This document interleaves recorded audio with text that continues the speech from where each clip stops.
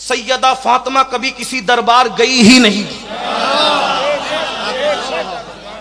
हजरत सबक सुनाने के लिए गरीब नवाज को तवज्जो करना, मुकद्दमा कायम कर रहा हूं, अपनी गुफ्तगू का जिम्मेदार मैं हूं।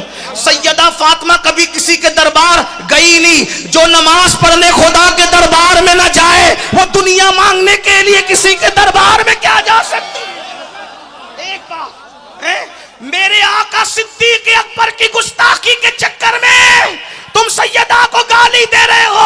हमारे नजदीक फातिमा क्या है? नंबर 1 दरबार साबित करो।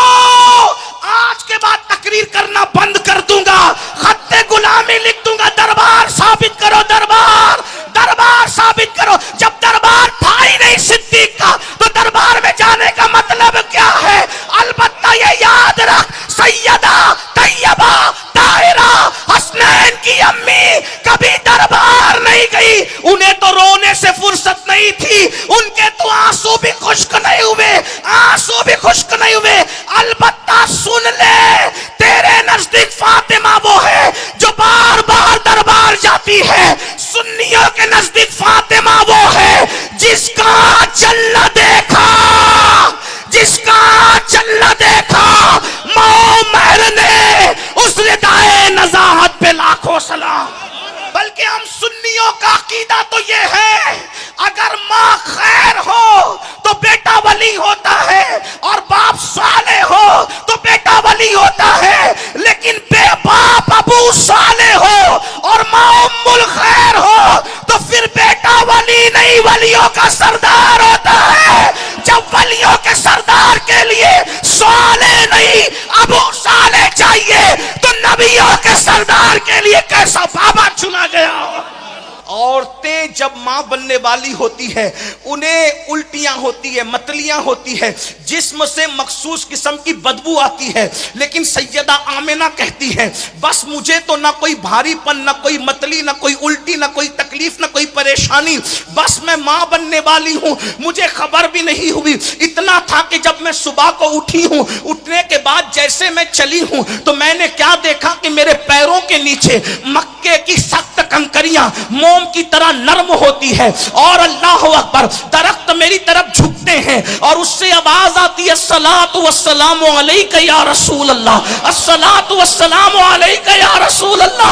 ओ मिलाद से लोग रोकते क्यों है? क्योंकि जानते हैं जिस दिन मिलाद बयान होगा नबी की अम्मी का ये किरदार भी बयान होगा कि जिसके नीचे कंकरियां नरम होती है वो मेरे नबी की प्यारी अम्मी जान सैयदा आमिना की जात है। कंकरियां पैर के नीचे नरम होती है, बकरियां पीछे पीछे चलती है, दरख्त मेरी तरफ झुकते हैं, आवाज आती है सलात व सलाम अलैका या रसूल अल्लाह। फरमाती है मैं परेशान हो गई, सितारे शाम को मेरी तरफ झुकने लगे, मुझे लगा मुझ पर किसी ने जादू तो नहीं किया, मुझ पर किसी ने सहर तो नहीं किया। ऐसे में डर के अपने बिस्तर पे लेट गई। लेटी तो कुछ सोती और जागने के दरमियानी कैफियत में थी, उस कैफियत में थी मैं। अचानक मैंने देखा अब्दुल मुत्तलिब की हमशक्ल एक नूरानी चेहरे वाले बुजुर्ग आए और फरमाया बेटी आमिना घबरा मत, तुझ पर किसी ने जादू नहीं किया है, तू मां बनने वाली है और तेरे शिकम में नबियों का सुल्तान तशरीफ लाया है। अगर ये ना होता तो ना आदम को बनाया जाता, ना इब्राहिम को पैदा किया जाता। रिश्ते से कोई पुकारता है बाबा, सब आका, और ये बाबा है सब आका और ये बाबा, सबको रोका। औरों को जैसे पुकारते हो वैसे न पुकारना। कोई भैया भैया न कहे, कोई भांजा भतीजा न कहे, कोई मामू चच्चे का रिश्ता न लगाए, लेकिन कायनात में हसनैन की अम्मी को कहा गया सब आका कहेंगे, तुझे बाबा कहने का हक। तो मैं अपने गरीब नवाज के अजीम बारगाह के अजीम खादिम, हमारे मखदूम गरीब नवाज के जितने खादिम हैं जो गरीब नवाज के नक्श कदम पर है वह सब हमारे मखदूम है, वो सब हमारे मखदूम है। और सुबहान अल्लाह, क्या बात है हमारे महदी मियाँ की कि गरीब नवाज की बारगाह की जारूब कशी का क्या हक अदा किया है।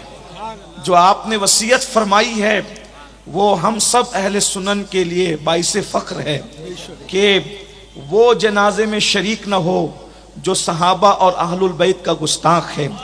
ये क्या बड़ी बात है। हम सब इस पर गवाह हैं और इंशाअल्लाह अल्लाह के फरिश्ते भी गवाह हैं। और अल्लाह हमारे इन बुजुर्गों को उम्र नू अता फरमाए, इन बुजुर्गों का साया अल्लाह हम पे दराज फरमाए। चूंकि मुझे कहा गया कुर्सी पे बैठने के लिए, तो चूंकि हजरत तो अलालत की वजह से कुर्सी पर थे, मगर बहुत सारे खुद्दाम ज़मीन पर है और हम लोग गरीब नवाज के खुद्दाम ज़मीन पर बैठे और हम कुर्सी पर कैसे बैठ सकते हैं। इसलिए कि हमें जो कुछ मिला है हिंदुस्तान में, कादरी हो, नक्शबंदी हो, सहरवर्दी हो, रफ़ाई हो, तबकाती हो, दसूकी हो, मदारी हो, कोई हो, सबसे पहले अगर हिंदुस्तान में पैदा हुआ है तो वो चिश्ती है। और गरीब नवाज के मुनकिर को सुन्नी कहलाने का हक है ही नहीं।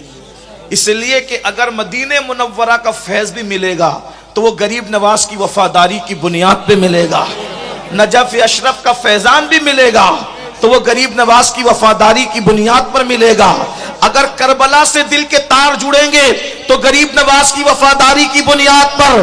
और कोई भी सच्चा कादरी उस वक्त तक हो ही नहीं सकता जब तक कि वो मेरे ख्वाजा की चौखट का सच्चा वफादार न हो जाए। ख्वाजा हिंद वो दरबार आला तेरा, कभी महरूम नहीं मांगने वाला तेरा।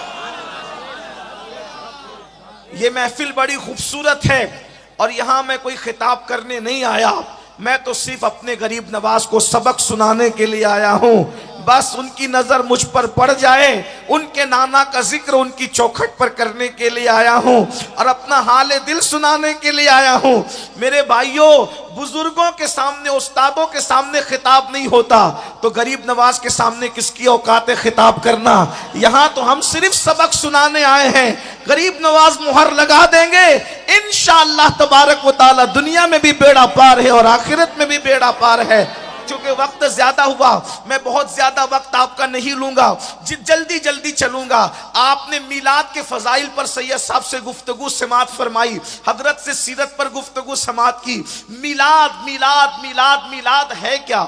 इसलिए कि हम सुनते हैं कि मिलाद मनाओ, मिलाद मनाओ, तो मिलाद है क्या?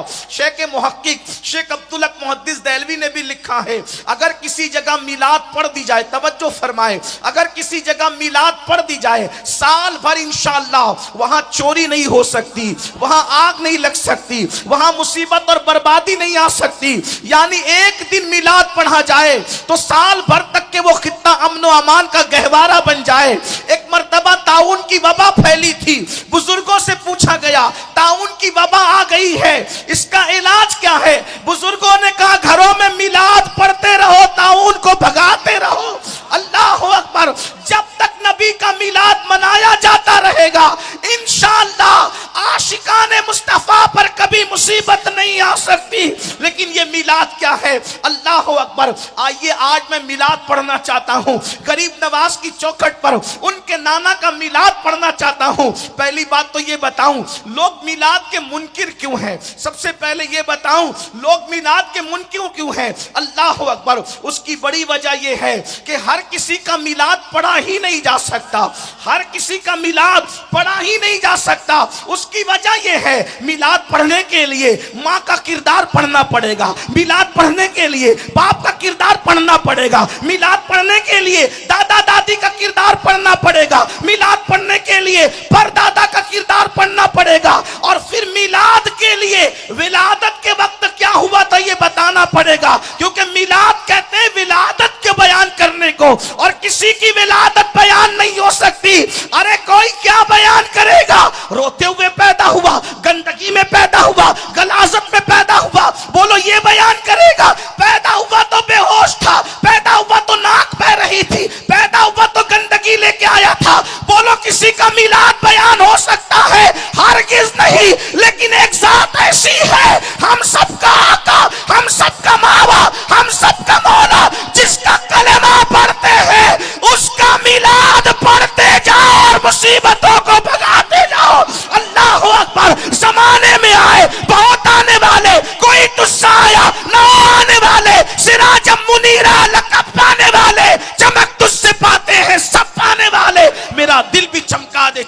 जाने वाले, अगर मिलाद के मामले में नबी के माँ बाप का किरदार पढ़ना पड़े तो आइए मैं आपको बताऊं, जब लोग नंगे होकर काबे का तवाफ कर रहे थे, जब लोगों का नाम अब्दुल शम्स था, अब्दुल उज्जा था, अब्दे मनात था, उस दौर में मेरे नबी के अब्बा जान को दुनिया अब्दुल्ला कह करके पुकारती थी।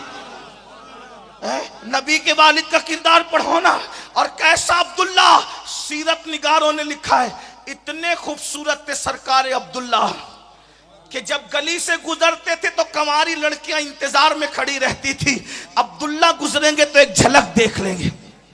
सीरत हलबिया के हवाले से लोगों ने लिखा, क्या कहते हैं कि हजरत अब्दुल्ला की जवानी को देखकर दौरे यूसुफ याद आ गया था।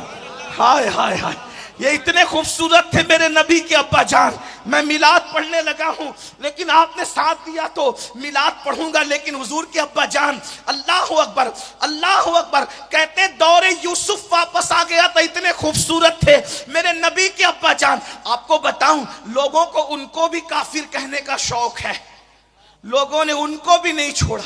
क्या ये उम्मत है, जिस नबी ने तुम्हें मुसलमान बनाया तुमने उनके अब्बा को भी काफिर कह दिया। हाय हाय हाय, क्या उम्मत ने सिला दिया है। अल्लाह अकबर। अरे कम से कम अल्लाह के नजदीक तू मुसलमान नहीं है, कम से कम लोगों के नजदीक मुसलमान है, तो ये नबी का एहसान है ना। तूने नबी के वालिद मोहतरम को भी सुनो, ये बड़े दुख की दास्तान है खानदान नबूवत के लिए। नबी के घर वालों को काफिर कहा गया, अंदाजा तो फरमा, नबी के वालिद को, नबी की अम्मी जान को। लेकिन एक बात कहूं, काफिर कहने वालों को दावत फिक्र देना चाहता हूं, तवज्जो फरमाए। अरे किसी चोर और उचक्के के घर में कभी वली पैदा नहीं होता, किसी काफिर के घर में सैयदुल अंबिया कैसे पैदा हो सकता? बताएं तो सही, किसी काफिर के घर में सैयदुल अंबिया, बताओ किसी काफिर के घर में कभी वली भी पैदा हुआ है? बल्कि हम सुन्नियों का अकीदा तो ये है, अगर माँ खैर हो तो बेटा वली होता है, और बाप साले हो तो बेटा वली होता है। लेकिन बेबाप अबू साले हो और माँ उम्मुल खैर हो तो फिर बेटा वली नहीं, वलियों का सरदार होता है। जब वलियों के सरदार के लिए साले नहीं अबू साले चाहिए, तो नबियों के सरदार के लिए कैसा बाबा चुना गया हो? उनका बाबा कैसा हो?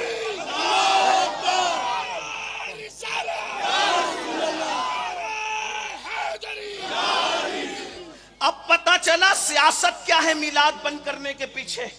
जब नबी की मिलाद पढ़ी जाएगी तो नबी के अब्बा का किरदार भी पढ़ा जाएगा है? और जब नबी के वालिद का किरदार पढ़ा जाएगा तो मुल्ला की 100 साल की मेहनतें सब जाय हो जाएगी। अंदाजा तो फरमाए क्या किरदार है नबी के अब्बा जान का।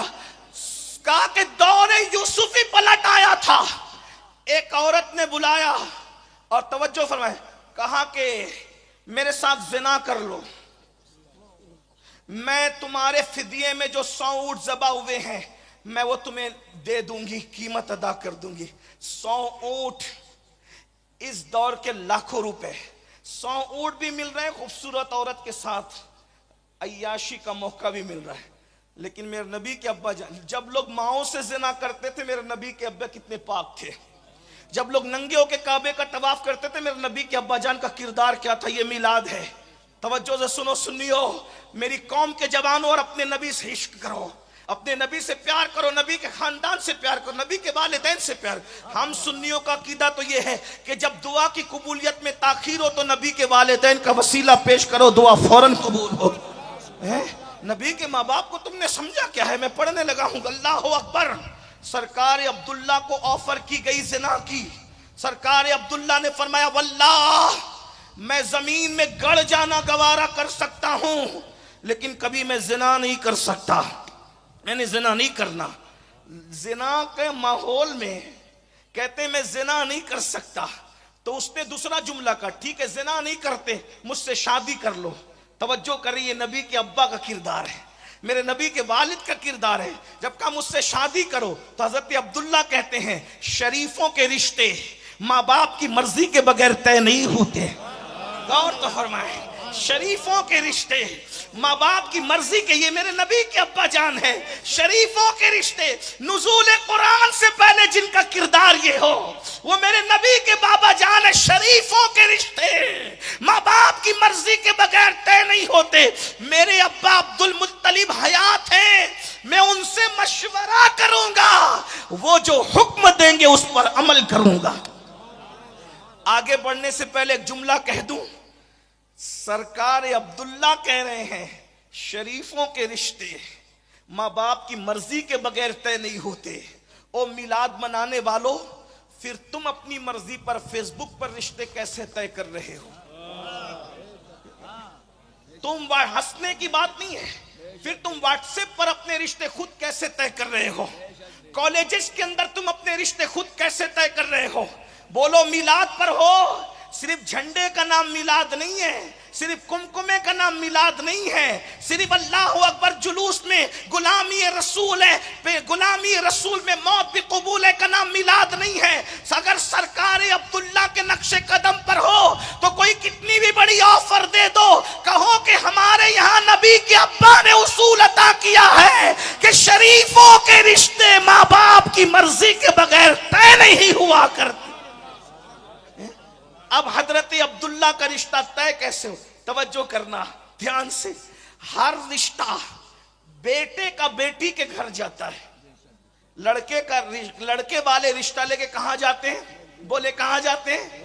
लड़की के घर। अभी भी यही दस्तूर है। पहले आपके यहाँ क्या राजस्थान में मुझे नहीं पता, हमारे यहाँ भी यही है। हाँ, क्या कि लड़के वाले पहले कहल पहल करते, बात ले जाते हैं लड़की के घर, लेकिन ये नूर नबूवत की बरकत है। हजरत अब्दुल्ला का रिश्ता हजरत आमिना के यहाँ नहीं गया, बल्कि आमिना सरकार के घर से रिश्ता मेरे नबी के अब्बा जान सरकार अब्दुल्ला के घर आया। उसकी वजह क्या बनी थोड़ी जरा सुन ले। अल्लाह अकबर, तवज्जो मेरे ख्वाजा की, काश के नजरे करम हो जाए। उनके नाना का जिक्र हो रहा है, उनके जद का जिक्र हो रहा है। अल्लाह अकबर। हजरत अब्दुल्ला पर रिश्ता आया कैसे? सिर्फ 17 साल की उम्र है, अभी जवानी पर कदम रखा है, ज्यादा उम्र नहीं थी, 17 साल की उम्र, बल्कि चेहरे पर अभी दाढ़ी के बाल निकले भी नहीं थे। जो रोहे पकते हैं अभी वो पके भी नहीं थे, बिल्कुल आपके चेहरे पर दाढ़ी के बाल नहीं आए थे। 17 साल की उम्र ही क्या होती है। अल्लाह अकबर। थे बड़े खूबसूरत, शिकार का शौक था, शिकार का शौक था, शिकार के लिए जंगल गए और इत्तेफाक से जनाबे वहब जो हजरत सैयदा आमिना के अब्बा जान है, वो भी शिकार के लिए जंगल गए। यहूदियों ने आसमानी किताबों में ये पढ़ लिया था कि नबी कैसे होंगे, आखिरी नबी, उनका हुलिया क्या होगा, उनके अब्बा का हुलिया क्या होगा, उनके दादा का हुलिया क्या होगा। तो उन्होंने अपनी किताबों में, यहूदियों ने पढ़कर ये मालूम कर लिया था कि ये जो सितारे अब तुलू हो रहे हैं ये आखिरी नबी के विलादत के आसार बता रहे हैं कि आखिरी नबी दुनिया में आने वाले हैं। आप मुझे बताएं, लोग कहते हैं मिलाद से क्या होता है। मैंने कहा हर सितारा हर वक्त तो तुलू नहीं होता। कुदरत ने भी बात सितारों को ड्यूटी लगा रखी है कि हर वक्त नहीं चमकना, जब महबूब आए तभी चमकना है। हर सितारा हर वक्त नहीं चमकता, जब महबूब आते तब बात सितारे चमकते हैं। अल्लाह अकबर। हैरत है, यहूदियों को पता है, यहूदियों को पता है कि वो बात सितारे जो तौरात, इंजील और आसमानी कुतुब में बयान की आखिरी नबी के आने पे चमकेंगे, तो वो अब चमकने लगे हैं। इसका मतलब उनके अब्बा पैदा हो चुके हैं। अब्बा की निशानी ये है, सारी निशानी आसमानी किताबों में थी। आसमानी किताबों में निशानी देखकर वो लोग मक्का आए, मक्के में छुपे थे कि नबी के अब्बा को कत्ल कर दो। जब नबी के अब्बा ही कत्ल हो जाएंगे तो नबी अम्मा के शिकम में कैसे आएंगे? अम्मा के शिकम में नहीं आएंगे तो दुनिया में कैसे आएंगे? तो फिर क्या होगा? हम यहूदियों की दादागिरी भी चलती रहेगी और बाबागिरी भी चलती रहेगी। अल्लाह अकबर। करना क्या था? नबी के अब्बा को मार डालो, ना अब्बा रहेंगे ना शहजादे दुनिया में तशरीफ लाएंगे। अपने ज़ौक़ के मुताबिक एक जुमला कहूं, अगर समझ सकते हो तो समझ लो, महसूस कर सकते हो तो महसूस कर लो। उन यहूदी मुल्लों ने मिलकर मशवरा किया था मिलाद नहीं होने देंगे। प्लान क्या था? मिलाद नहीं होने देंगे। मैं किसी को कुछ नहीं कहता, लेकिन अजमेर शरीफ में बैठ के ये जरूर कहूंगा, ये फिक्र किसकी है? मिलाद नहीं होने देंगे। ये फिक्र किसकी है? मिलाद नहीं होने देंगे। लेकिन मुल्ला कह रहा था मिलाद नहीं होने देंगे, और अल्लाह फरमा रहा था हम तो करवाएंगे, हम तो करवाएंगे। मुल्ला की ना चली, अल्लाह के आगे किसकी चल सकती है? ये सब मिल करके सरकार अब्दुल्ला के पीछे लग गए, और पीछे लगने के बाद सोचा इनका मर्डर कर दो, इनको कत्ल कर दो। अब इसकी रिवायत बयान करने वाले जनाबे वहाब है। वहाब कहते हैं मैंने देखा कि खूबसूरत अब्दुल्ला, वो जवान 17 साल का, शिकार में मसरूफ है। चारों तरफ से यहूदी मौलवी, चारों तरफ से यहूदी जो राहिब थे, उनके सरबरा थे, वो मुल्ले थे, उन्होंने घेर लिया। और घेरने के बाद सरकार अब्दुल्ला पर, मैं सरकार अब्दुल्ला कह रहा हूं, उन्होंने अब्दुल्ला कहा था इसलिए कि मेरे नबी के वालिद है ना, मेरे सरकार के अब्बू जान है वो, मेरे आका के अब्बू जान है वो। अल्लाह अकबर, अल्लाह अकबर। चारों तरफ से घेर लिया, घेरना था।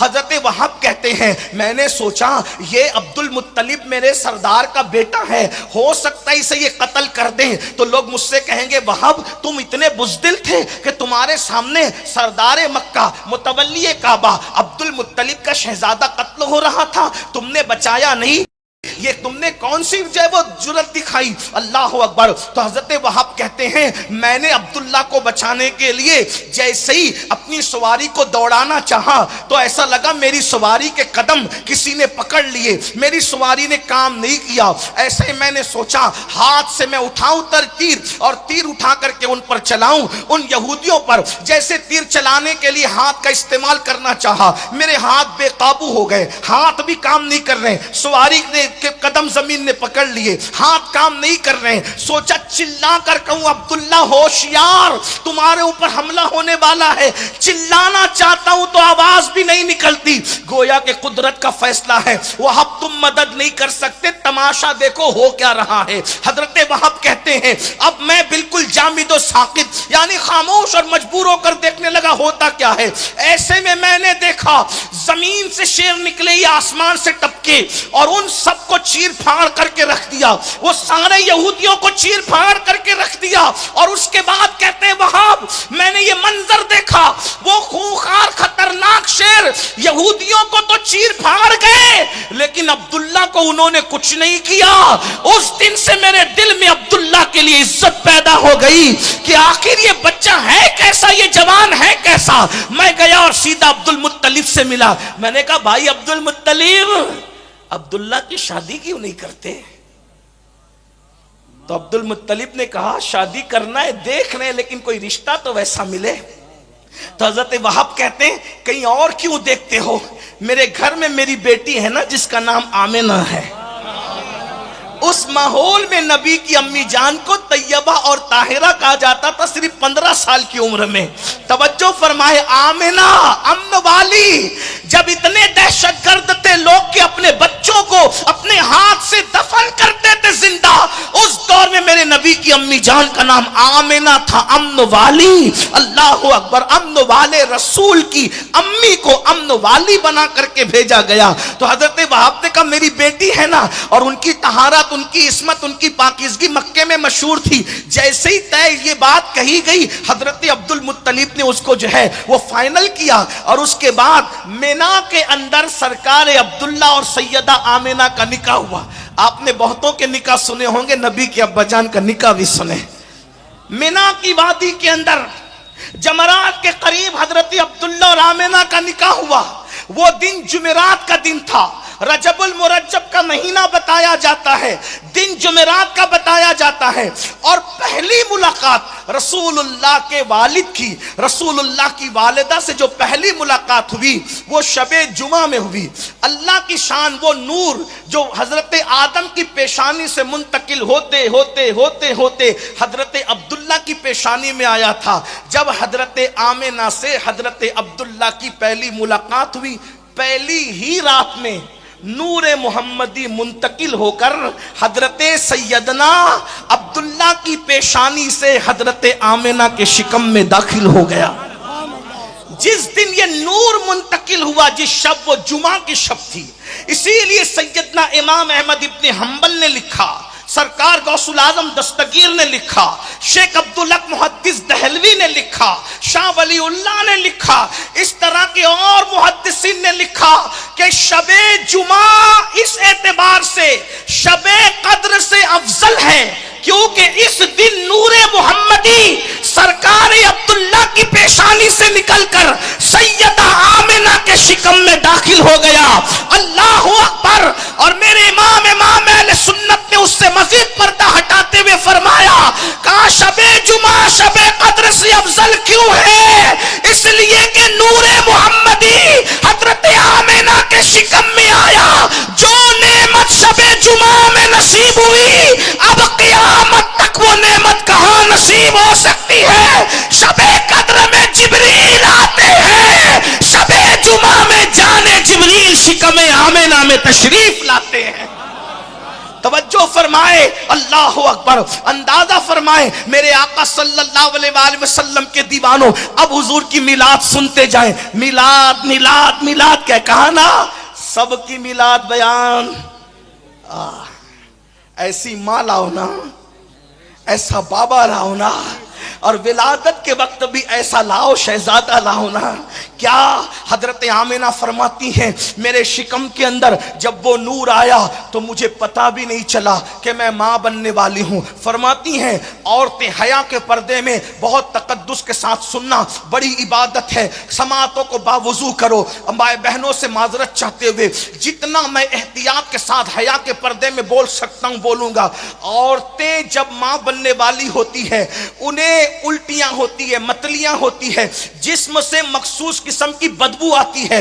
लेकिन सैयदा आमिना कहती है बस मुझे तो ना कोई भारीपन, ना कोई मतली, ना कोई उल्टी, ना कोई तकलीफ, ना कोई परेशानी, बस मैं माँ बनने वाली हूँ, मुझे खबर भी नहीं हुई। इतना था कि जब मैं सुबह को उठी हूँ, उठने के बाद जैसे मैं चली हूँ तो मैंने क्या देखा कि मेरे पैरों के नीचे मक्के की सख्त कंकरियां मोम की तरह नरम होती है, और अल्लाह अकबर दरख्त मेरी तरफ झुकते हैं और उससे आवाज आती है, अस्सलातु वस्सलामु अलैका या रसूल अल्लाह, अस्सलातु वस्सलामु अलैका या रसूल अल्लाह। ओ मिलाद से लोग रोकते क्यों है? क्योंकि जानते हैं जिस दिन मिलाद बयान होगा, नबी की अम्मी का ये किरदार भी बयान होगा कि जिसके नीचे कंकरियां नरम होती है वो मेरे नबी की प्यारी अम्मी जान सैयदा आमिना की जात है। कंकरियां पैर के नीचे नरम होती है, बकरियां पीछे पीछे चलती है, दरख्त मेरी तरफ झुकते हैं, आवाज आती है सलात वस्सलामु अलैका या रसूल अल्लाह। फरमाती है मैं परेशान हो गई, सितारे शाम को मेरी तरफ झुकने लगे, मुझे लगा मुझ पर किसी ने जादू तो नहीं किया, मुझ पर किसी ने सहर तो नहीं किया। ऐसे में डर के अपने बिस्तर पे लेट गई। लेटी तो कुछ सोती और जागने के दरमियानी कैफियत में थी, उस कैफियत में थी मैं, उस कैफियत में थी मैं, उस कैफियत में थी मैं। अचानक मैंने देखा अब्दुल मुत्तलिब की हमशक्ल एक नूरानी चेहरे वाले बुजुर्ग आए और फरमाया बेटी आमिना घबरा मत, घबरा मत, घबरा मत, घबरा मत, तुझ पर किसी ने जादू नहीं किया है, तू मां बनने वाली है और तेरे शिकम में नबियों का सुल्तान तशरीफ लाया है। अगर ये ना होता तो ना आदम को बनाया जाता, ना इब्राहिम को पैदा किया जाता। जमीन और जमा तुम्हारे लिए, मकीनो मका तुम्हारे लिए, चुनीनो चुना तुम्हारे लिए, बने दो जहां तुम्हारे लिए, तान में जमा तुम्हारे लिए, बदन में है जा तुम्हारे लिए, हम आए यहां तुम्हारे लिए, उठे भी वहां तुम्हारे लिए। कायनात को वजूद अता किया गया उनके सदके में। सैयदा आमिना कहती मैं खुश हो गई, मैं मां बनने, और किसकी मां? सुल्तान अंबिया, सरदार अंबिया, कायनात के दाता मोहम्मदुर रसूलुल्लाह की मैं मां बनने वाली हूं। फरमाती है फिर दिन गुजरते गए और मुझे कोई बार नहीं लगा, अलबत्ता एक भीनी भीनी खुशबू मेरे जिस्म से मुश्क की आती थी, जो नामालूम खुशबू थी। मक्के की मेरी सहेलियां कहती थी आमिना ऐसी महंगी खुशबू तुम लाती कहां से हो?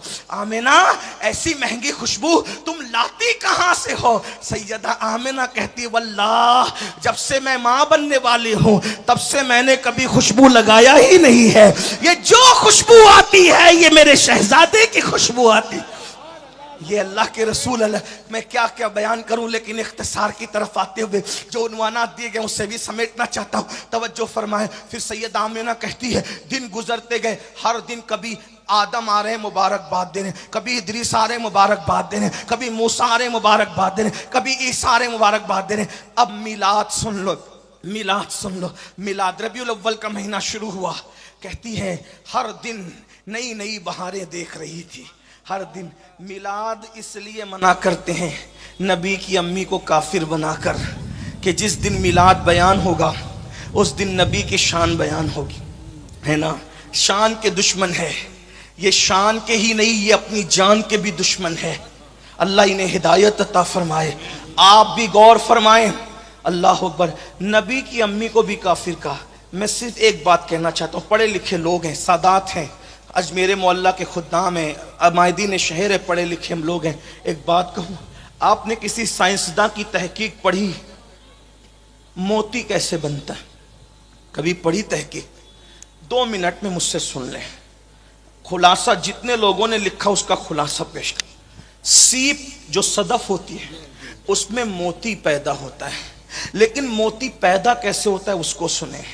सीप होती है समुंदर के अंदर, लेकिन उसके पेट में पानी का कतरा जाता है, एक ही कतरा, और कतरा जाने के बाद फिर उसका मुंह बंद हो जाता है, फिर वो नीचे चली जाती है, उसी कतरे से मोती पैदा होता है। लेकिन ये तहकीक है साइंसदानों की, आगे पीछे जुमले हो सकते हैं लेकिन खुलासा यही है, कम और ज्यादा खुलासा यही है। सीप में वो जो मोती आता है वो समुंदर के पानी से नहीं बनता, वो समुंदर के पानी से नहीं बनता, बल्कि वो मीठे पानी से बनता है। मखसूस अय्याम में बारिश बरसती है, जब वो बारिश बरसने वाली होती है तो सीप ऊपर आती है, मुंह खोल के बैठ जाती है। जब मुंह खोल के बैठती है तो एक ही कतरा, दूसरा नहीं, एक ही कतरा उसमें जाता है, फिर उसका मुंह खुद ब खुद बंद हो जाता है, फिर वो अंदर जाती है। वो कतरा जाने से पहले और वो कतरा जाने के बाद समुंदर में सीप रहती है, उसके बावजूद भी समुंदर का पानी एक छींटा उसके अंदर नहीं जा सकता। क्यों? इसलिए कि कुदरत ने फैसला किया है इस सीप के अंदर हम मोती बनाएंगे। आपसे पूछना चाहता हूं, समुंदर में रहकर समुंदर के पानी से, खारे पानी से उस सीप को कौन बचाता है? अल्लाह। किस लिए? कि मैंने इसमें मोती पैदा करना है। अगर खारा पानी उसमें चला गया तो मोती पैदा नहीं हो सकता। आप मुझे बताएं, बाजार में बिकने वाला मोती जब अल्लाह पैदा करना होता है तो सीप की कितनी हिफाजत करता है कि समुंदर में रख कर भी खारे पानी से उसको महफूज करता है। तो जिसमें बाजार में बिकने वाला मोती पैदा करना हो, कुदरत उस सदफ का कितनी हिफाजत करती है। तो जिस पेट के अंदर अपने महबूब का नूर रखना हो, कुदरत ने उसकी कितनी हिफाजत की होगी, जरा अंदाजा तो फरमाए, जरा गौर तो फरमाए। कुजा वो मोती और कुजा दुर्रिल्लाहिल मकनून, फर्क तो देखो ना, फर्क तो देखो ना। बाजार में बिकने वाला मोती और कहां कायनात का खरीदार, दोनों में फर्क तो देखो ना। कुदरत वहां इतनी मुहाफिज है तो यहां कितनी मुहाफिज होगी। नबी की अम्मी जान कहती है रबीउल अव्वल का महीना शुरू हुआ, अल्लाह अकबर, और 11 रबीउल अव्वल का सूरज जब गुरूब हुआ है, 11 रबीउल अव्वल का सूरज गुरूब हुआ, 12वीं का चांद तुलू हुआ, कुदरत का मुनादी निदा दे रहा है। का मिलाद पे जितनी किताबें लिखी गई है या सीरत की किताबों में जितने अब्वाब मिलाद पर है, शिबली नोमानी को देख ले, इमाम कुस्तलानी को देख ले, शेख अब्दुल हक मुहद्दिस दहलवी को देख ले, इब्नुल जौजी को देख ले, इमामुल मुतकल्लिमीन अल्लामा नकी अली खान को देख ले, जितने लोगों ने लिखा उसका इतने मजमुआ निचोड़ कर पेश कर रहा हूं। लेकिन एक बात कहूं, दिल में जायज मुराद ले लो, क्योंकि जब मिलाद बयान होती है तो जो मुराद लो वो पूरी हो जाती है। क्योंकि हुजूर का मिलाद पढ़ा जा रहा है, ये मिलादुन नबी है, मिलाद मुस्तफ़ा। तवज्जो से सुनना, नबी की अम्मी जान कह रही, सरे शाम से ही अल्लाह अकबर मेरे घर में फरिश्तों का पैरा था, चिड़ियों की शक्ल में फरिश्ते थे, उनके पैर जमरूद और याकूत के थे, उनकी चोंच भी जमरूद और याकूत की थी। अल्लाह अकबर, मेरे घर पे सरे शाम फरिश्तों का पैरा था, अल्लाह अकबर। और इब्नुल जौजी जैसे लोग लिख रहे हैं, अल्लाह अकबर, शिबली नोमानी जैसे लोगों ने भी मिलाद लिखी, उठा करके आप पढ़े। इमाम कुस्तुलानी ने तो फिर बहारें ही बिखेरी है। अल्लाह अकबर। इमामुल मुतकल्लिमीन ने तो फिर बहारें ही बिखेरी है। शेख मुहक्किक ने तो हक ही अदा किया है। कुदरत के मुनादी ऐलान करता है, ऐ जिब्रील, ऐ मिकाइल, अब आज अल्लाह अकबर आसमानों पे रहने का वक्त नहीं। हमारे जलवों का आईना देखने की तमन्ना करते थे ना, अब आसमान पे ना रहो, जाओ जमीन पर आमिना के आंगन में और उस खुदा बहती शक्ल को देखो, हमारे जलवों का आईना नजर आ जाएगा। हाय हाय हाय, अल्लाह अकबर। सरे शाम से फरिश्तों को तस्बीह और मुसल्ले से उठा करके आमिना के आंगन में भेज दिया गया है। हजरत मौलाना सईद इजाज कामठी ने बहुत अच्छी बात कही है। देखो कौन आए हैं आमिना के आंगन में, रहमतों के साए हैं आमिना के आंगन में। पांव पांव चलते थे मुस्तफा, फरिश्तों ने अपने पर बिछाए हैं आमिना के आंगन में। एक अच्छे की खातिर, सबसे अच्छे की खातिर अच्छे अच्छे आए हैं आमिना के आंगन में, अच्छे अच्छे आए हैं आमिना के आंगन में। अल्लाह अकबर। सैयदा आमिना कहती है, सरे शाम से फरिश्तों का पहरा है। आप जानते हैं, जरा खूबसूरत जुमले अल्लामा हसन बरेलवी के लफ्ज़ो लहजे में सुन ले। मिलाद के कहते हैं, आज मिलाद है उसकी जो कायनात का दूल्हा है, कौनैन का दूल्हा है। हुआ को क्या रहा है, मलके मिस्र, मलके मिस्र हाथ बांधे खड़ी हुई है सैयदा आमिना के सामने। मलके मिस्र कौन, जिसे दुनिया आसिया कहती है, ये मिलाद है। मलके मिस्र को कब्र से उठा के भेजा गया है, जाओ महबूब आ रहा है, खिदमत के लिए खड़ी हो जाओ। तवज्जो तो करें ना, नबी को अपनी तरह कहने वाले जरा अपनी माओं के लिए भी ये सबूत कहीं से लाए ना, लाए तो सही ना, तब हम माने कि आप नबी की तरह। हम तो मान ही किसी को नहीं सकते। अरे जब अंबिया उनकी तरह नहीं है तो कोई मौलवी उनकी तरह कैसे हो सकता है। और आपको भी इसका ख्याल करना चाहिए। मलका मिस्र हजरत आसिया खिदमत में खड़ी है। अल्लाह अकबर। एक नबी की बीवी, नबी की मां सैयदा हाजरा वहां पर मौजूद है और सबकी, हम सब की अम्मी जान सैयदा हव्वा मौजूद है। हजरत सैयदा आमिना कहती है, अब्दे मनाफ की बेटियों की तरह, खजूर के दरख्तों की तरह कद रखने वाली औरतों को मैंने देखा, घबरा गई। या अल्लाह, ये औरतें कौन है इतने ऊंची कद की। एक बीबी आगे बढ़ी, बीबी घबरा मत, मैं आसिया हूं मलका मिस्र, आज तेरी खिदमत के लिए आई हूं। दूसरी ने कहा, मैं हाजरा इब्राहिम की बीवी, इस्माइल की अम्मी हूं, आज तेरी खिदमत के लिए आई हूं। तीसरी ने कहा, मैं आदम की बीवी तेरी मां हूं, हव्वा, आज तेरी खिदमत के लिए आई हूं। एक जुमला यहां पर अर्ज करूंगा, मिलाद पे रोक इसलिए है, मुझे बताओ हव्वा वलिया है कि नहीं है? बोलो, हव्वा वलिया है कि नहीं है? आसिया वलिया है कि नहीं है? मरियम वलिया है कि नहीं है? हाजरा वलिया है कि नहीं है? मरियम भी कब्र में, आसिया भी कब्र में, हव्वा भी कब्र में, हाजरा भी कब्र में। बोलो, नबी की अम्मी कह रही है, चारों मेरे सामने खिदमत के लिए खड़ी थी या मदद के लिए खड़ी थी। नबी की अम्मी बता रही है कि वलिया कब्र में रहती है, लेकिन अल्लाह अगर चाहे तो हुजूर की मिलाद के मौके पर नबी की मदद के लिए भेज सकता है। हव्वा आई जिद्दा से, आसिया आई मिस्र से, मरियम आई शाम से, अल्लाह अकबर, हाजरा आई शाम से या मक्कतुल मुकर्रमा में एक रिवायत, लेकिन आई तो कब्र से ना। नबी की अम्मी कह रही है, चारों मदद के लिए खड़ी थी, तो नबी की अम्मी ने अकीदा बता दिया कि वली कब्र से अल्लाह की इजाजत से किसी की मदद के लिए कहीं भी पहुंच सकता है। जब आसिया जैसी वलिया पहुंच सकती है तो 90 लाख को कलमा पढ़ाने वाला मोइनुद्दीन भी पहुंच सकता है।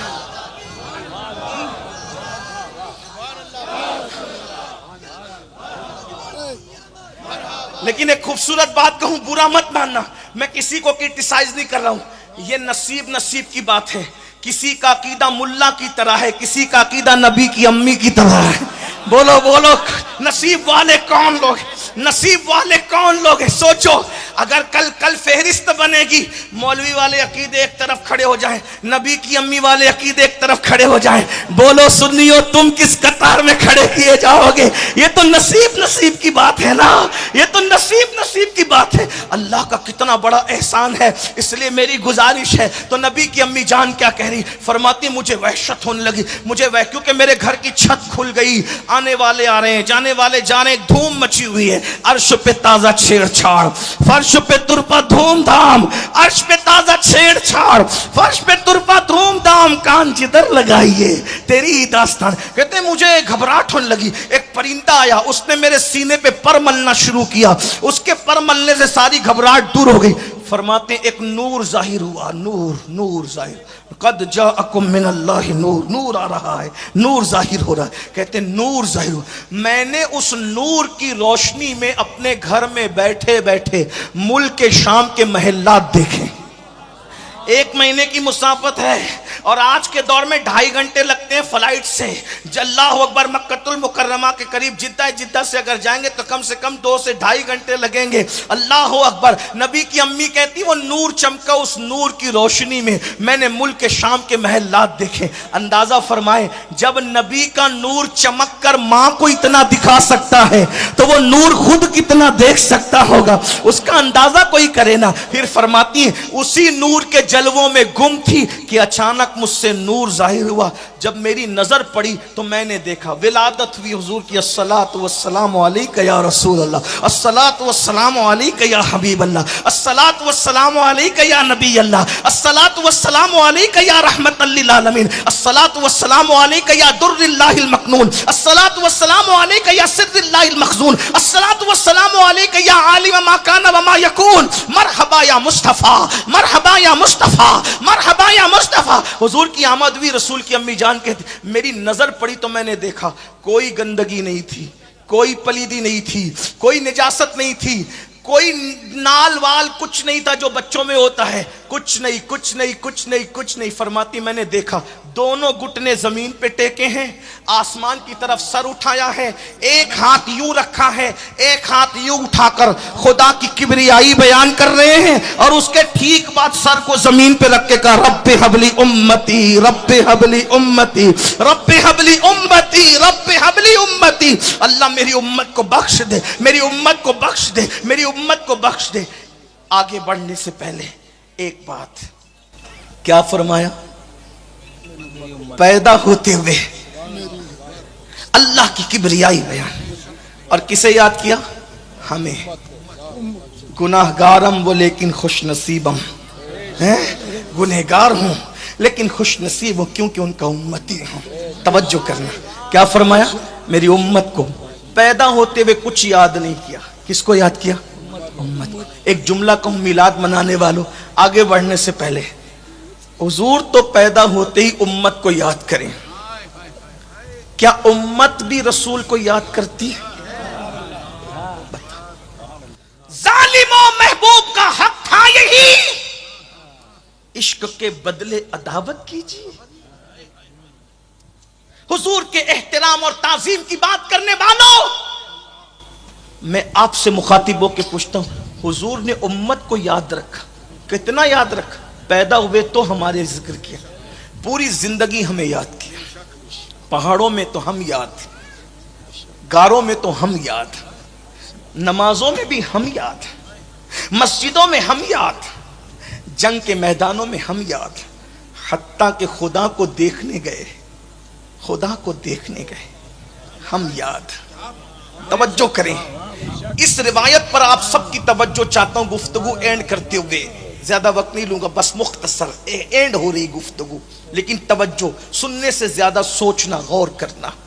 साहिब मुआरिज ने लिखा कि एक दिन रसूलुल्लाह की शहजादी सैयदा तैयबा ताहिरा आबिदा जाहिदा राकिया साजिदा नकिया तकिया ज़किया उम्मे अबीहा उम्मुल हसनैन खातून जन्नत खातून क़यामत बदाए मुस्तफ़ा सैयदा फातिमतुज़ ज़हरा बाबा के पास आके कहती, बाबा आप मेराज पर गए, आपने अल्लाह से बातें की, फ़अौहा इला अब्दिही मा औहा, बस अल्लाह कहता है जो वही करनी थी कर ली, आपने भी किसी को कुछ नहीं बताया, अल्लाह ने भी कुछ नहीं बताया। बाबा बताए ना, बातें क्या हुई। पहले तो एक बात बता दूं, सारे चच्चा कहते हैं आका। तवज्जो है आपकी, बात खूबसूरत आ गई गरीब नवाज की चौखट पर। सारे चच्चा लोग क्या कहते हैं? आका। भतीजा नहीं कहते, चच्चियां कहती है आका, भतीजा नहीं कहते। ठीक, सब लोग, सुसर लोग भी नहीं कहते दामाद जी आका, सब आका कहते हैं, सब आका कहते हैं। लेकिन रिश्ते से अगर कोई पुकारता है तो वो एक है? रिश्ते से कोई पुकारता है बाबा, सब आका, और ये बाबा है, सब आका, सब आका, और ये बाबा। सबको रोका, औरों को जैसे पुकारते हो वैसे न पुकारना। कोई भैया भैया न कहे, कोई भांजा भतीजा न कहे, कोई मामू चच्चे का रिश्ता न लगाए। लेकिन कायनात में हसनैन की अम्मी को कहा गया सब आका कहेंगे, तुझे बाबा कहने का हक।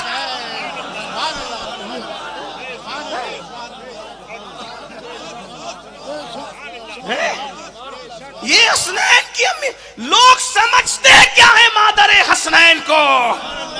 हसनैन की मादर को समझने के लिए माओ के दूध की शराफत का होना जरूरी है, वरना बात ही कुछ नहीं है। अरे जिसकी शहजादी की ये शान हो, उसके बाबा की शान का आलम क्या होगा? शहजादी की ये शान है, अल्लाह अकबर। कह रहे बाबा, और इसके अलावा कोई अल्फाज हो तो बताओ, बताओ। हम तो तालिब इल्म है, कोई मुहक्किक होने का दावा नहीं। लेकिन एक बात हजरत फरमा रहे थे तो मुझे एक जुमला याद आ गया था गरीब नवाज की चौखट पे। अर्ज कर दो इनकी खुशी के, वल्लाह हम मजमा देख कर बातें नहीं बदलते, लानत करते उस फिक्र पर जो मजमा देख के बातें बदले। हजरत कह रहे थे ऊंटनी को छोड़ दिया मदीने मुनव्वरा में, तवज्जो है, ऊंटनी को छोड़ दिया मदीने मुनव्वरा में, और कहा इसे जहां जाना है वहां जाएगी। तारीख गवाह है, यहूदी के घर नहीं बैठी, मजूसी के घर नहीं बैठी, बैठी वहीं जो मकान हुजूर के लिए बनाया गया था। हैं? बताओ, नबी अगर ऊंटनी पर बैठ जाएं तो ऊंटनी को इतनी अक्ल आ जाती है कि मुझे कहां जाना है कहां नहीं जाना है। नबी ऊंटनी पे बैठे तो ऊंटनी के कदम नहीं भटकते, और जानवर के बच्चे पे नबी बैठ जाए तो उसके कदमों को खुदा महफूज कर लेता है। जिसको अपनी गोद में नबी ने पाला होगा उसके कदम कैसे बहक।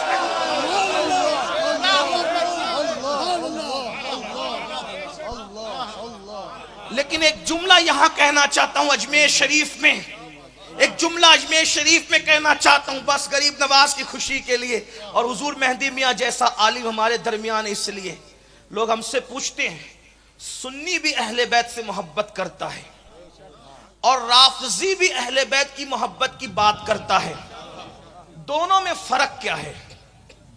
मैं किसी को गाली नहीं दे रहा हूं, गरीब नवाज की चौखट है, गाली दे कैसे सकता हूं? लेकिन एक बात कहना चाहता हूं, अगर पसंद आए सिर्फ दुआ देना और अपने बच्चों की अकीदे की हिफाजत करना। तवज्जो तवज्जो। कहा सुन्नी, हम लोग भी तो अहले बैत बयान करते हैं ना, दूसरे ही बयान करते हैं। और कहा सुन्नी और राफजी के अहले बैत से मोहब्बत करने में फर्क क्या है?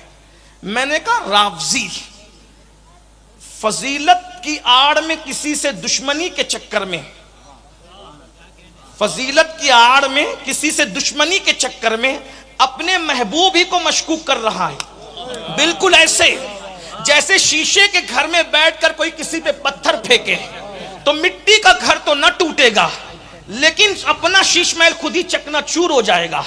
तो राफजी के नजदीक फातिमा क्या है वो पहले पढ़ दूं, फिर हमारे नजदीक क्या वो भी पढ़ दूं। तवज्जो करना, उन्वान से हटूंगा नहीं लेकिन बात पूरी कर रहा हूं, तवज्जो करना। राफजी कहता है कौन रावजी है, सबाई है। मैं कोई फिरका वारियत की बात नहीं कर रहा हूं, सिर्फ उनका नजरिया यूट्यूब पर चैनल क्लिप पे मौजूद है, तहरीर मौजूद है। रावजी के नजदीक सैयदा फातिमा यह है कि जिस दिन रसूलुल्लाह का विसाल हुआ उस दिन के बाद से वो दरबार के चक्कर लगाने लगी, मेरा हक दो, मेरा हक दो, मेरा हक दो। जरा आप मुझे बताएं ये तौहीन है या ये तारीफ है? क्योंकि आपके अजमेर शरीफ में, बल्कि आपके नहीं, ये तो आपका शहर के एतबार से कह रहा हूं, हम सबके अजमेर शरीफ, ये तो आदत पड़ गई, जिस शहर में जाते उसका कहते हैं। लेकिन अगर अजमेर शरीफ अपना ना हुआ तो फिर जन्नत भी अपनी क्या हो सकती है? अल्लाह अकबर, ये तो आशिकों की जन्नत है। बहरहाल तवज्जो करें, अजमेर मोहल्ला में अगर किसी मर्द का इंतकाल हुआ, किसी के अब्बा का इंतकाल हुआ, दूसरे ही दिन से बहन आई, मेरा हिस्सा दो, मेरा हिस्सा दो, मेरा हिस्सा दो, मेरा हिस्सा दो, तो बोलो मोहल्ले की औरतें न कहेगी जालिम तू इसी का इंतजार कर रही थी कि बाप मरे और तू हिस्सा मांगे। ये रावजी के नजदीक फातिमातुज़ ज़हरा है जो बार बार दरबार जारी, बार बार दरबार जारी है, फदक मांग रही है, फदक मांग रही है, फदक मांग रही है। ये रावजी के नजदीक सैयदा फातिमा है। अकल वाले हो, कितनी तारीफ है, कितनी तौहीन है, ये सुन लो। हमारे नजदीक नंबर एक, सैयदा फातिमा कभी किसी दरबार गई ही नहीं। हजरत सबक सुनाने के लिए गरीब नवाज को तवज्जो करना, मुकद्दमा कायम कर रहा हूं, अपनी गुफ्तगू का जिम्मेदार मैं हूं। सैयदा फातिमा कभी किसी के दरबार गई नहीं। जो नमाज पढ़ने खुदा के दरबार में ना जाए वो दुनिया मांगने के लिए किसी के दरबार में क्या जा सकती?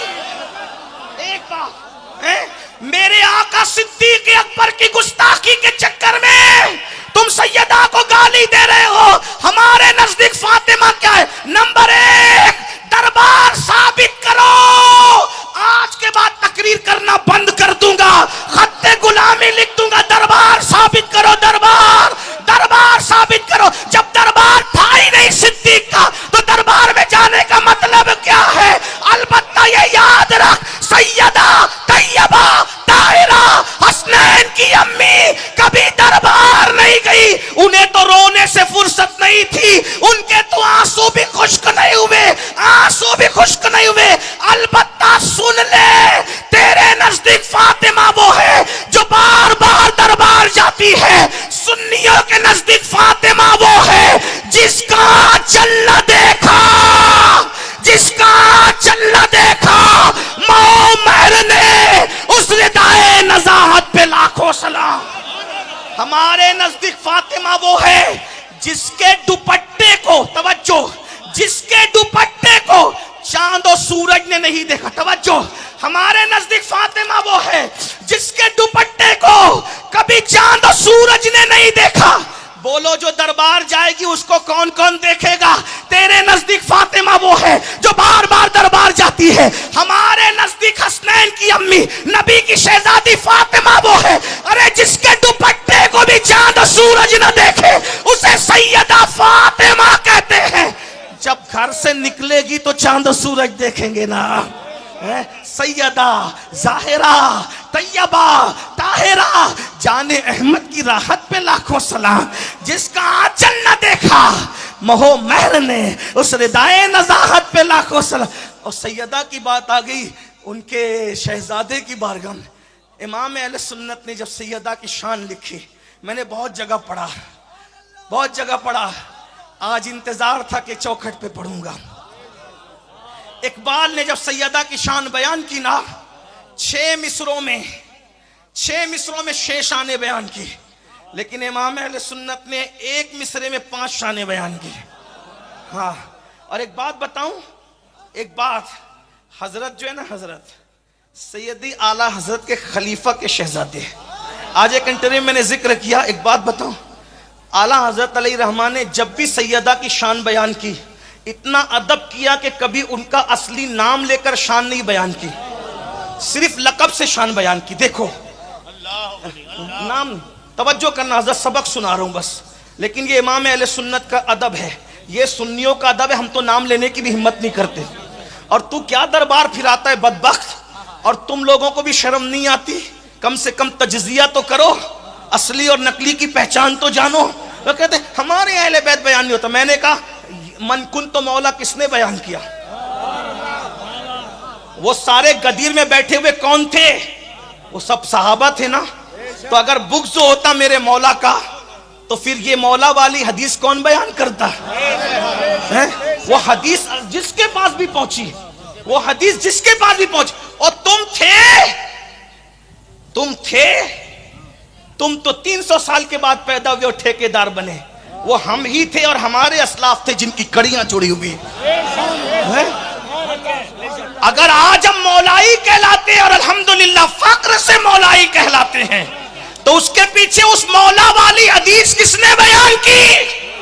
वो सिद्दीक अकबर ने बयान की, वो फारूक आजम ने बयान की, वो साद ने बयान की, वो सईद ने बयान की, वो तलहा ने बयान की, वो जुबैर ने बयान की। मन कुंत मौला हो फाज़ा अलीयुल मौला, जिसका मैं मौला हूं उसका अली मौला। इस हदीस का हर रावी, तवज्जो, इस हदीस का हर रावी सहाबी है। अगर सहाबा के दिल में अली का बुग़्ज़ होता तो बताओ ये मौला वाली हदीस पहुंचती? वो तो छुपा देते, वो तो दबा देते, मगर वो नबी के सहाबी थे, जानते थे नबी ने जिसको मौला बना दिया, बनाया। नबी ने जिसको मौला बना दिया, बना दिया। आपको होशियार रहना है। सूना जंगल, रात अंधेरी, छाई बदली काली है, सोने वालों जागते रहियो, चोरों की रखवाली। बात कर रहा था, नाम लेके फजीलत बयान, अलकाब से देखो, मौला गुलबुन, रहमत ज़हरा, नाम लिया, सिबतैन उसकी कलियां फूल, सिद्दीक फारूक उस्मा हैदर हर एक उसकी शाख। क्या बात रजा उस चमनिस्ताने करम की, ज़हरा है कली, नाम लिया नहीं लिया, ठीक। अब आइए, सैयदा, ज़ाहिरा, तैयबा, ताहिरा, जाने अहमद की राहत पे लाखों सलाम। अजमेर शरीफ वालों समझे, चिश्ती मलंगो समझे, अली के मलंगो समझे, जाने अहमद की राहत का मतलब क्या? बात आ गई है तो कह दूं, जाने अहमद की राहत का मतलब क्या? मजमे की तवज्जो हो ना हो, मेरे बादशाह की तवज्जो का तालिब हूं, जरा गौर करें। जाने अहमद की राहत का मतलब क्या? अहमद मतलब अहमद मुज्तबा मोहम्मदुर रसूलुल्लाह। आसमानों में उनका नाम अहमद है, जमीन पे मोहम्मद है। अब जाने अहमद की राहत का मतलब क्या? नबी की जान की राहत कौन है? कौन है? सैयदा, ज़ाहिरा, तैयबा, ताहिरा, हसनैन की अम्मी। कुछ समझे मतलब क्या? आदम बेचैन होते हैं, मेरे नबी को याद करते हैं, सुकून मिल जाता है। नूह कश्ती में बेचैन होते हैं, मेरे नबी को याद करते हैं, सुकून मिल जाता है। मछली के पेट में यूनुस बेचैन होते हैं, मेरे नबी को याद करते हैं, सुकून मिल जाता है। मूसा बेचैन होते हैं, मेरे नबी को याद करते हैं, सुकून मिल जाता है। जेल में यूसुफ बेचैन होते हैं, मेरे नबी को याद करते हैं, सुकून मिल जाता है। ईसा बेचैन होते हैं, मेरे नबी को याद करते हैं, सुकून मिल जाता है। जिब्रील बेचैन होते हैं, मेरे नबी को याद करते हैं, सुकून मिल जाता है। सिद्दीक, फारूक, उस्मान वाली, अरे कायनात का कोई भी इंसान जब बेचैन होता है तो मेरे नबी को याद कर लेता है। उनके निसार कोई कैसे ही रंज में हो, जब याद आ गए हैं सब गम बुला दिए हैं, लेकिन जिसको सब याद करते हैं जब वो बेचैन होते हैं, जिसको सब याद करते हैं वो नबी जो हर बेचैन दिल का चैन है। जब मेरा नबी बेचैन होता है तो फिर किसी और को नहीं, सैयदा फातिमा से उन्हें सुकून मिल जाता। सैयदा, ये हमारे अकीदे में फातिमा तुज़्ज़हरा, सैयदा, ज़ाहिरा, तैयबा, ताहिरा, जाने अहमद की राहत पे लाखों। जिसका आंचल न देखा, आए हाय, जिसका आंचल न देखा, महो महर ने, महो महर कहते हैं चांद और सूरज, महो महर ने उस रिदाए नज़ाहत पे लख। वो पढ़ने चाह रहा था, चलिए मैं पढ़ देता हूँ जल्दी से, हमेशा अपने लहजे में पढ़ता हूँ। जब कहा, क्या कहा? सैयदा की शान नूर। अजमेर शरीफ की महफिल में ये नहीं कहना कि सैयदा का जिक्र है और सुन्नी चुप रहे। सैयदा क्या है? नूर, बिनते नूर। आगे नहीं पढ़ूंगा, मिलाद पढ़ के खत्म कर रहा हूं, क्योंकि शायद ये मजमा अब थक चुका, इसे सैयदा का जिक्र नहीं सुना रहा। चैलूम और तीजे की तरह जिक्र सैयदा सुनोगे तो मैं नहीं सुना सकता, इसलिए कि ये जिक्र उधार नहीं सुनाया जाता जब तक के मदीने से इशारे नहीं होते। तब तक जबान पर यह जिक्र आ ही नहीं सका। हाँ, अरे जब गौस पाक का नाम लेने से मुसीबतें टलती है तो ये तो गौस पाक की दादी है, इनका नाम लब पर आए तो फिर मुसीबतें रह कैसे सकती। लेकिन सुनो, नूर बिनते नूर ज़ौजे नूर, नूर है, नूर की बेटी है, नूर की बीवी है।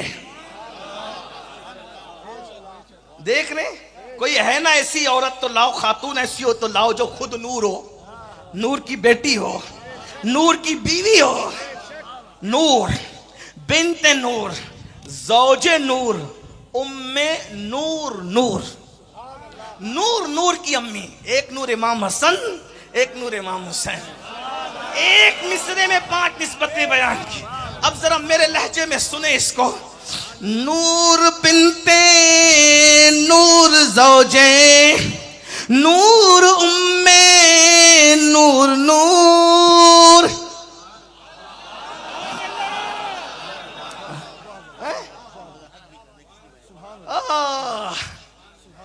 नूर बिनते नूर ज़ौजे नूर उम्मे नूर नूर। एक मिसरे में 5 निस्बतें सैयदा की मनकबत के तौर पे जो बयान कर रहा है, पता है कौन है? उसी को दुनिया इमाम अहमद रजा कहती है। हाय हाय हाय, यूं कहा करते हैं सुन्नी, यूं कहा करते हैं सुन्नी, यूं कहा करते हैं सुन्नी। दास्तान अहले बैत, अली ये मुर्तजा को भी आला हज़रत ने अलग नहीं किया, उनको भी नूर का। और जो अलग करते हैं उनको भी जरा समझना चाहिए, हैं? नूर बिनते नूर ज़ौजे नूर उम्मे नूर नूर। और नूर मुतलक की कनीज अल्लाह रे लम्हा नूर का, एक सीने तक मुशाबे, एक वहां से पांव तक हुस्न सिबतेन उनके जामों में है नीमा नूर का। नतीजा तेरी नस्ले पाक में है, तेरी नस्ले पाक में है, तेरी नस्ले बच्चा बच्चा नूर का। ओ तू है आईने, तू है आईने, हाथ उठा के तू है आईने, तू है आईने, तू है आईने नूर तेरा सब घराना नूर का। तू है आईने नूर तेरा सब घराना। ये अहले बैत हम बयान करते हैं, वो बेचारे क्या जाने जिनके सीने यहाँ वो आप खुद पीट रहे हैं और कब्र में इंशाअल्लाह फरिश्ते पीटेंगे। जिस दिल में अहले बैत है इंशाअल्लाह ना यहाँ पिटना है ना वहाँ पिटना है। जिना बनेगी मुहिब्बान 4 यार की कब्र, वो अपने सीनों में जो 4 बाग लेके चले। नारे तकबीर, नारे तकबीर। लेकिन ये बात समझना, हम इस तरह अहले बैत बयान करते हैं, इसलिए आपको अहले बैत से वाबस्ता रहना है। लेकिन एक हाथ में सहाबा का दामन, दूसरे हाथ में अहले बैत का दामन, अहले सुन्नत का है बेड़ा पार। असहाबे हुजूर नज्म है और नाव है इतरत रसूलुल्लाह की। बात दूर निकल गई, खत्म कर रहा था, क्या कर रहा था। सैयदा हाजिर हुई, बाबा बाबा आप मेराज पर गए तो आपने अल्लाह से बातें की, क्या क्या बातें की बस जरा बताए ना। कहा शहजादी तुमने पूछा है, एक बात कहूं, हम तो बेटी कहने से भी डरते हैं, हम तो बेटी हालांकि तकरीर में निकल जाता है लेकिन डरते हैं। अल्लामा सरदार अहमद मुहद्दिस आजम पाकिस्तान के सामने एक मुकर्रिर ने बार बार कहा नबी की बेटी, नबी की बेटी, नबी की। जब तकरीर खत्म की तो मुकर्रिर का हाथ पकड़ कर किसकी बात कर रहे थे? बेटी बेटी क्या कहता है, शहजादी बोला कर। हाँ और शहजादी बोला कर, हम कहते हैं शहजादी भी बोला कर, जरा सर भी झुका दिया। मुझसे किसी ने कहा ये सर झुकाने का तू जिक्र क्यों करता है? मैंने कहा महशर में जिसके लिए सबकी गर्दनें झुके, महशर में जिसकी आने पर जब सबकी गर्दनें झुकेगी, अगर दुनिया में उसके लिए सर झुक रहा है तो फिर सौदा ही क्या चीज है? अंदाजा तो करे ना, ये शान है सैयदा पाक। तो बाबा से कहा, बाबा आपने जो क्या बात शहजादी से कहा, शहजादी तुम पूछती हो, एक बात सुन लो, बात एंड को बात, एक बात सुन लो। मेरे अल्लाह की बारगाह में जब मैं पहुंचा तो उसने 70,000 मर्तबा मुझसे कहा, मांगो क्या मांगते हो, मांगो क्या मांगते हो, मांगो क्या मांगते हो। सैयदा मचल गई, बाबा क्या क्या मांगा, बाबा क्या क्या मांगा, बाबा क्या क्या मांगा, क्या लज्जत है बाबा क्या क्या मांगा, बाबा क्या क्या मांगा। सरकार ने कहा शहजादी से, बेटी हुजूर कह सकते हैं ना, हम तो गुलाम, बेटी मेरी बेटी। जब वो कहता ना मांगो क्या मांगते हो, मैं कहता मेरी उम्मत को बख्श दे, मेरी उम्मत को बख्श दे, मेरी उम्मत को बख्श दे। वो 70,000 बार कहता रहा, मांगो क्या मांगते हो, 70,000 बार यही कहता रहा, मेरी उम्मत को बख्श दे, मेरी उम्मत को बख्श दे। आपसे पूछता हूं, जो खुदा को देखकर हमें नहीं भूला, जो खुदा को देखकर हमें नहीं भूला, हम नशे की लानत में उसको भूल गए, हम दौलत के चक्कर में उसको भूल गए, हम फिल्मों के चक्कर में उसको भूल गए, हम गानों के चक्कर में उसको भूल गए, हम सूद के धंधों के चक्कर में उसको भूल गए, हम हराम हराम खाने के चक्कर में। कहां खुदा को देखना भाइयों, काबा देखकर हम जैसे गुनहगार औलाद भूल जाते हैं, काबा देखकर हम जैसे लोग अपनी मुरादें भूल जाते हैं। जो खुदा को देख करके हमें ना भूला, हम दुनिया की मोहब्बत में उसको भूल गए। यही वफादार रसूल हो, यही रसूलुल्लाह के वफादार हो। अरे हजरत मूसा 70,000 मर्दों के पीछे से एक तजल्ली देख के खुद को भूल करके बेहोश हो जाते हैं। आखिर उनको हमसे प्यार कितना था? मूसा को जितना प्यार अपनी जान से था, उससे ज्यादा रसूलुल्लाह हमसे प्यार करते थे। एक इंसान जो अपनी जान से प्यार कर सकता है, उससे ज्यादा हुजूर हमसे प्यार करते थे। लेकिन मेरे आका मूसा अपने आप को भूल गए, हुजूर हमें नहीं भूल। उम्मती उम्मती उम्मती कहाँ? गंदी फिल्में हम देखें, आशिक रसूल हम हैं, औरतों के साथ हराम ताल्लुकात हमारे हों, आशिक रसूल हम। इतना सस्ता इश्क रसूल, कम से कम हुजूर के तकद्दुस का तो ख्याल होता इस उम्मत को। एक मजनून ने एक लैला से मोहब्बत क्या कर ली, सबको छोड़ दिया। उसने तो मजाजी इश्क करके क्या हक अदा किया कि सबको छोड़ दिया। ए मुसलमान, तूने महबूब खुदा से मोहब्बत किया, तुझसे कुछ भी नहीं छूटा।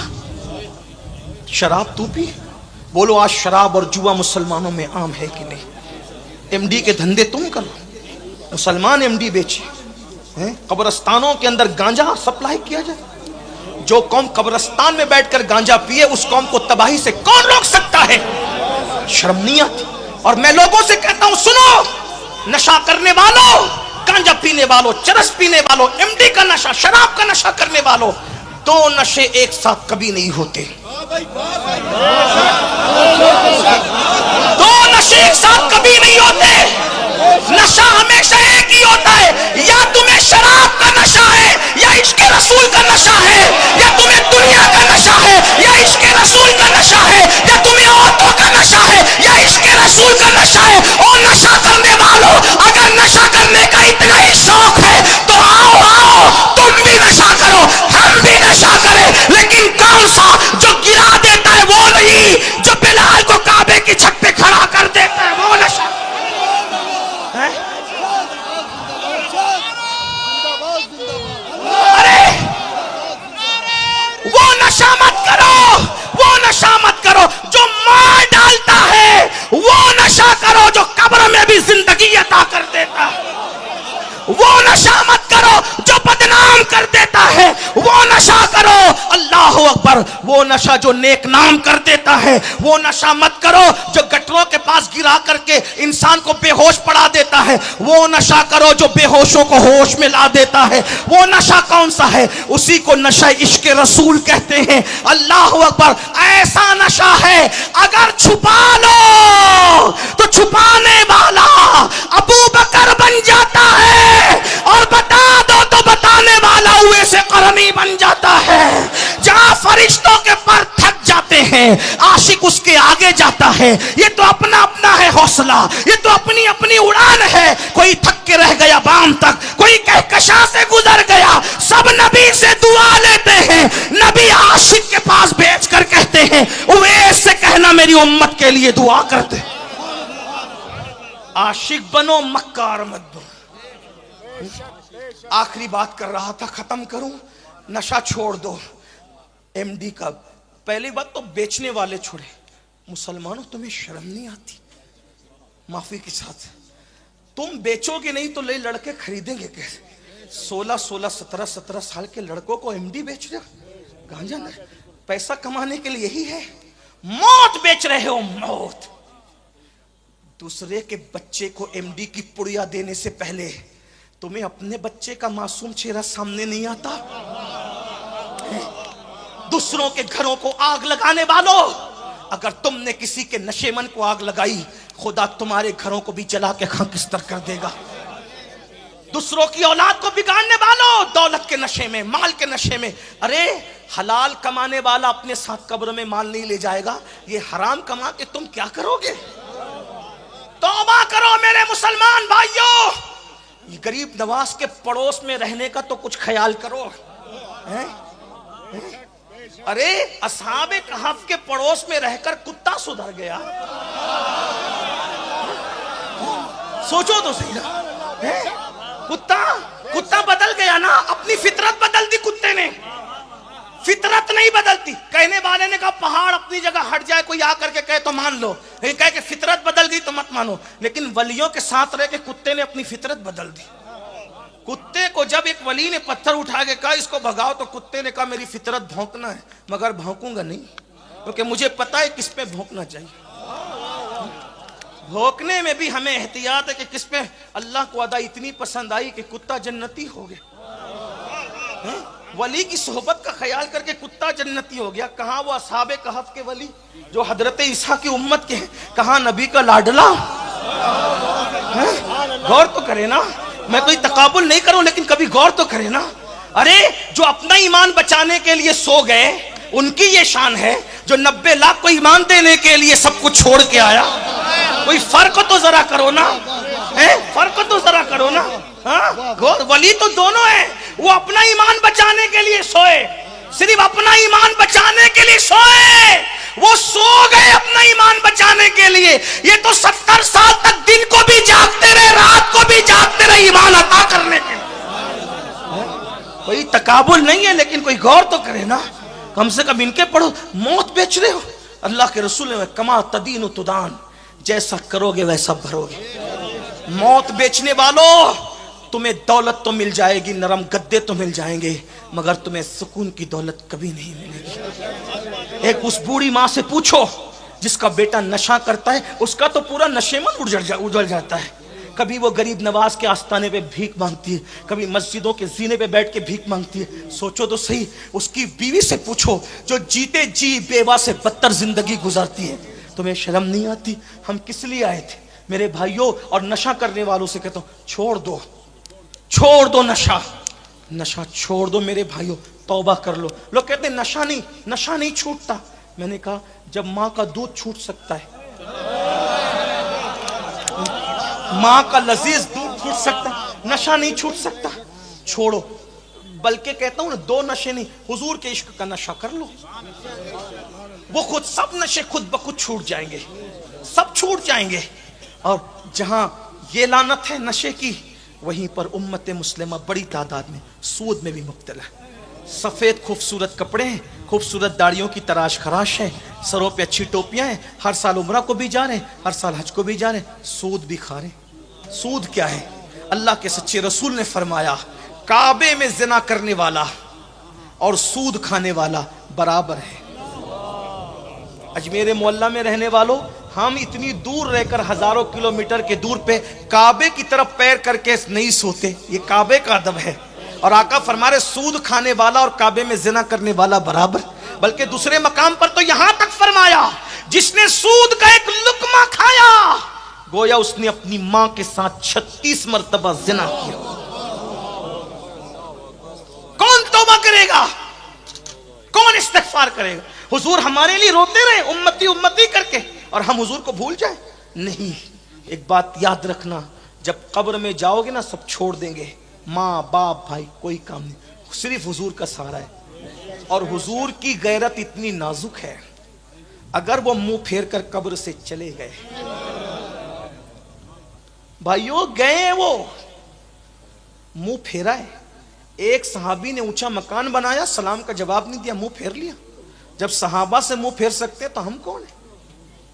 एक मर्तबा पर्दा लगा दिया दीवार पर, उम्मुल मोमिनीन सैयदा आयशा सिद्दीक़ा ने मुंह फेर लिया।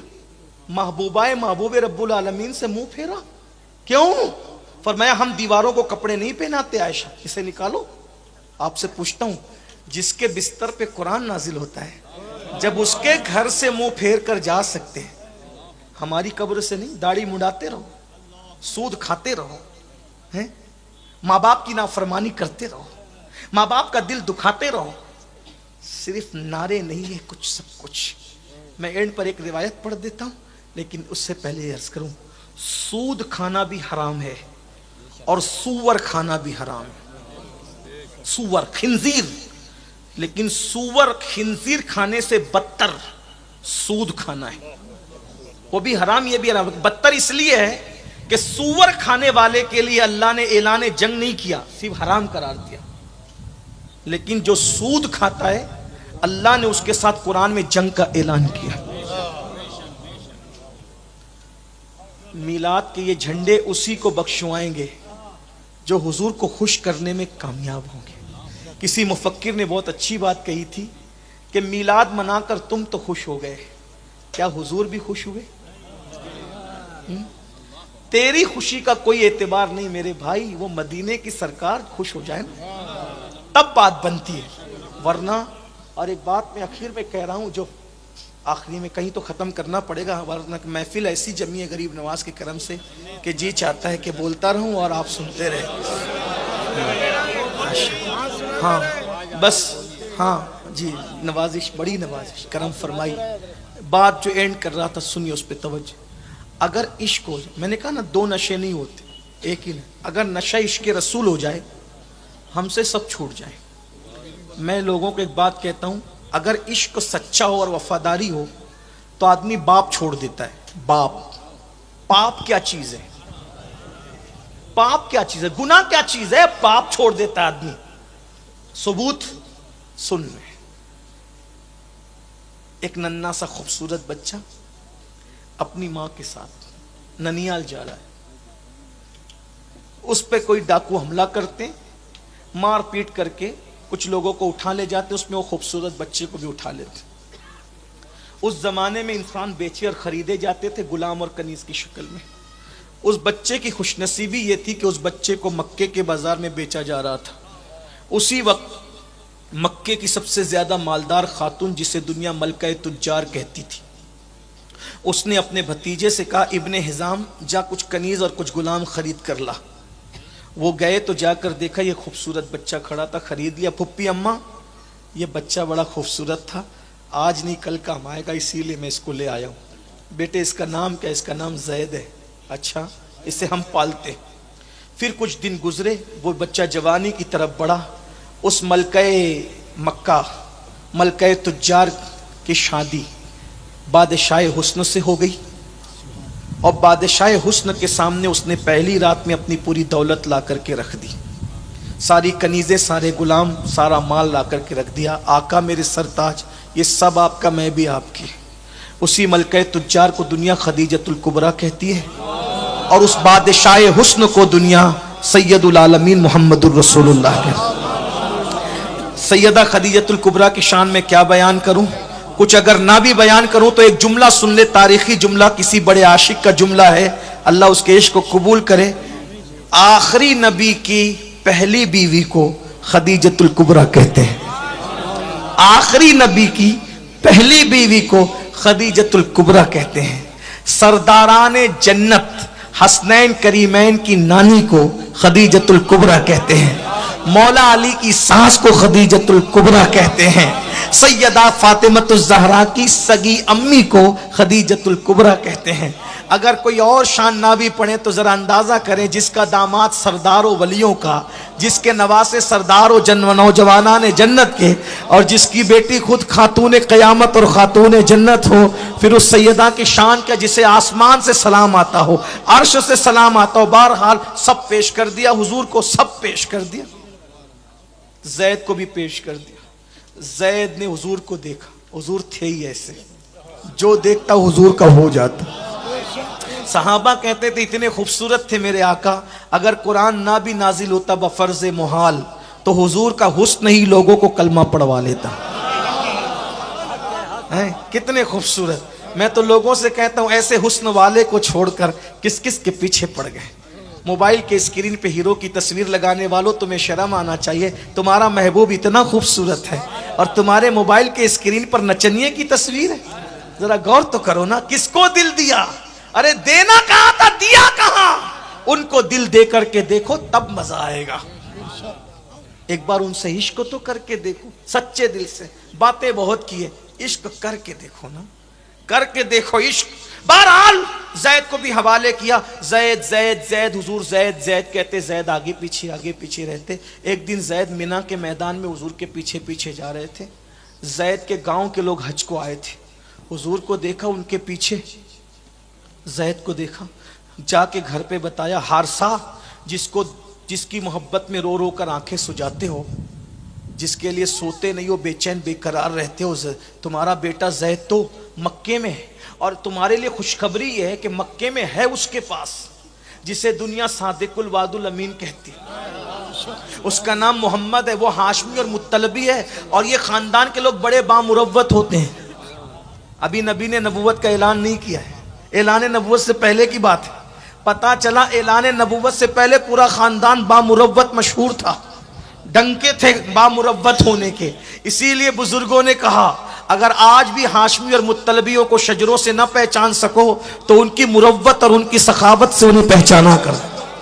हाँ, अल्लाह अकबर। क्या हुआ? हारसा जाओ सादिकुल वादुल अमीन मोहम्मद के पास, हाशमी मुत्तलबी के पास तेरा बेटा है, आसान हो गया तेरा काम। हारसा ने अपने भाई को लिया आए, हुजूर के पास खड़े हो गए। ओ सादिकुल वादुल अमीन, सुना है मेरा बेटा तेरे पास है, बड़ी रकम लेकर के आया हूं, रकम ले ले, मेरा बच्चा दे दे। सरकार ने कहा, हारसा अगर तेरा बेटा तुझे पहचान ले और जाने के लिए तैयार हो जाए, मैं उसको न रोकूंगा, मुझे रकम की जरूरत नहीं है। एक बेटा अपने बाप से मिल जाए, इससे बड़ी दौलत क्या है। बुलाए, जैद को बुलाए। जैद जैद जैद इधर आओ। जैद आए। जी आका, इसे पहचानते हो? जी, ये मेरा बाबा है। ए मेरे आका, ये मेरा अब्बा है। वो मेरा चच्चा है। तुम्हें लेने आए, जाओगे? चले जाओ। जैद हुजूर के पीछे छुप गए।